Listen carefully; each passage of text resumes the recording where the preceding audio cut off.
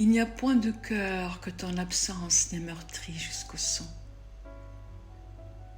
Il n'y a point d'être clairvoyant qui ne soit épris de tes charmes enchanteurs. Et bien qu'il n'existe dans ton esprit aucun souci pour personne, il n'y a personne qui ne soit préoccupé de toi. Tant que je ne suis pas ivre, mon bonheur est incomplet. Quand je suis pris de vin, l'ignorance remplace ma raison. Il existe un état intermédiaire entre l'ivresse et la saine raison.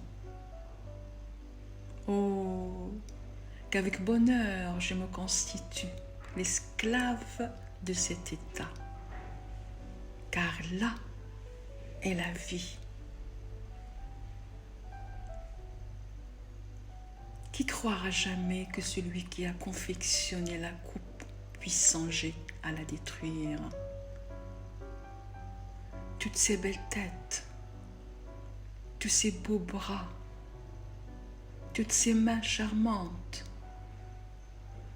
par quel amour ont-ils été créés? Et par quelle haine sont-ils détruits?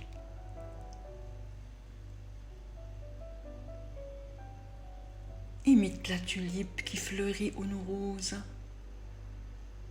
Prends comme elle une coupe dans ta main. Et si l'occasion se présente, bois du vin avec bonheur, en compagnie d'une jeune beauté aux joues colorées du teint de cette fleur.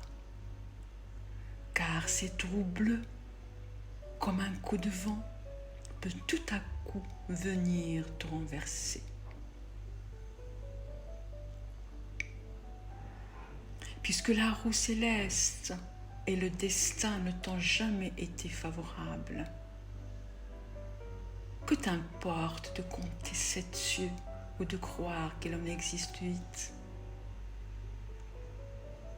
Il y a 2 jours dont je ne me suis jamais soucié. C'est le jour qui n'est pas venu et celui qui est passé. Ô Réam, pourquoi tant de deuil pour un péché commis? Quel soulagement plus ou moins grand trouves-tu à te tourmenter ainsi? Celui qui n'a point péché ne jouira pas de la douceur du pardon. C'est pour le péché que le pardon existe. Dans ce cas, quelle crainte peux-tu avoir?